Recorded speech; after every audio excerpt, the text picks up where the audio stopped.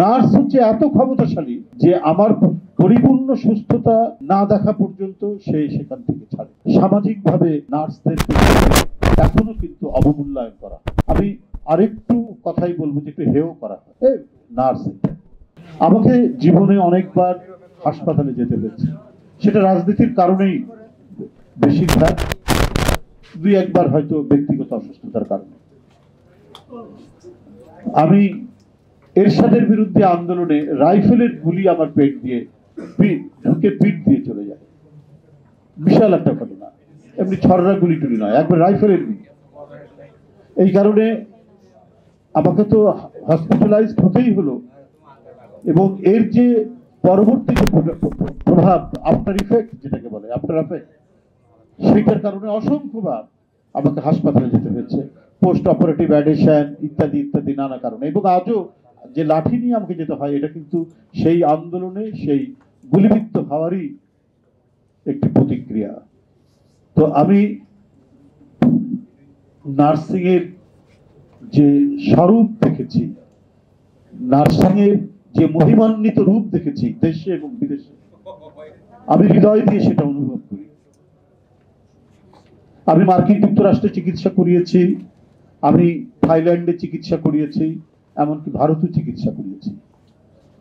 কি অসাধারণ অকৃত্রিম ভালোবাসায় আমি তাদের সেবা পেয়েছি, এটা ভাষায় প্রকাশ করতে পারবো না। এশিয়াতে, আপনারা এখানে আলোচনা করছিলেন, এশিয়াতে নার্সিং এর যে মর্যাদা, এখান থেকে চাইতে অনেক উপরের মর্যাদা হচ্ছে ইউরোপ আমেরিকায়। কিন্তু আমি থাইল্যান্ডে যেভাবে দেখেছি যে একটা রোগীকে, বয়স অনেক হয়তো ছোট, কিন্তু সে যখন সেবা করছে, মানে পৃথিবীর মধ্যে সবচেয়ে উন্নততর সেবা তো হচ্ছে মায়ের সেবা, মা তার সন্তানের প্রতি সেবা। কিন্তু একটা নার্স যখন দায়িত্ব পালন করছে, যেন মায়ের সেবা নিয়েই দায়িত্ব পালন করছে। এবং মার্কিন যুক্তরাষ্ট্রে দেখেছি শুধু সেবাই নয় তাদের। আমি একটা বিষয়ে মানে হাসপাতালে ভর্তি হলাম, তারপর কিছুটা যখন সুস্থ বোধ করলাম, কিন্তু ওদের একটা নির্দিষ্ট টাইম আছে, সেই টাইমের আগে আমাকে বের হতে দিলই না। যে ওরা যখন নিজেরা কনভিন্স হলো যে আমি পরিপূর্ণ সুস্থ হয়েছি, তখন তারা আমাকে ছাড় দিল। ডাক্তারের কিন্তু এরপর আর কোনো দায়িত্ব ছিল না, আমাকে চিকিৎসা দিয়ে প্রয়োজনীয় ওষুধগুলো লিখে নার্সের হাতে ছেড়ে দিল। নার্স হচ্ছে এত ক্ষমতাশালী যে আমার পরিপূর্ণ সুস্থতা না দেখা পর্যন্ত সে সেখান থেকে ছাড়ে। আমাদের দেশ আর দেশের যে পার্থক্য বলছিলাম, সত্যিকার অর্থে বলতে দ্বিধা নেই, সামাজিকভাবে নার্সদের এখনো কিন্তু অবমূল্যায়ন করা। আমি আরেকটু কথাই বলবো যে একটু হেয় করা হয় নার্স। কিন্তু তাদের যে কাজের যে দিকটা, তাদের যে মহানুভবতার যে দিকটা, সেটা কখনোই উল্লেখ করা হয় না। সেটাকে কখনোই আমরা আমাদের স্বচ্ছ থেকে দেখে তাদের যে সামাজিক মর্যাদা, এরাও কিন্তু নার্সিং এর উপর গ্র্যাজুয়েশন আছে, নার্সিং এর উপর মাস্টার ডিগ্রি আছে, তো সেগুলো তারা করছেন। তারপরেও কিন্তু কেন জানি একটা মানে বৈষম্য ক্রমাগতভাবে আমরা বাংলাদেশ না, এশিয়ার মধ্যেই সেটি দেখা যায়। আমি ইন্ডিয়াতেও চিকিৎসা করেছি, সেখানেও দেখেছি যে হয়তো আমাদের চাইতে কিছুটা ইমপ্রুভ, কিন্তু সেই রকম মর্যাদার আসনে তারা আসন গ্রহণ করতে পারে, সেটা একটা বড় দিক।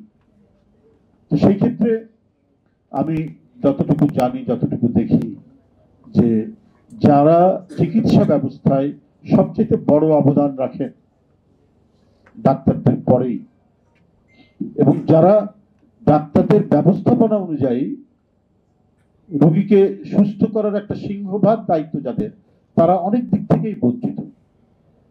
আমি আজকেই একটা পত্রিকায় পড়ছিলাম যে 14 গ্রামে হেলথ কমপ্লেক্সে 30 জন নার্সের দরকার, সেখানে অর্ধেকের নার্স সেখানে নেই। 30 জনের মধ্যে অর্ধেকের নার্স তাদের নেই, এবং যারা আছে তারা আবাসনের কোনো ব্যবস্থা নেই। অর্থাৎ তাদের যে বেতন, সে বেতনও তো উল্লেখযোগ্য না। সে বেতন থেকে তাকে বাইরে বাসা ভাড়া নিতে হয়, এবং সেই বাসা ভাড়া নিয়ে ওই বেতন থেকে সে বাসা ভাড়া দিতে হয়। তো 90% সারা বাংলাদেশের 90% নার্সদের আবাসনের কোনো ব্যবস্থা নাই তার ক্যাম্পাসের মধ্যে।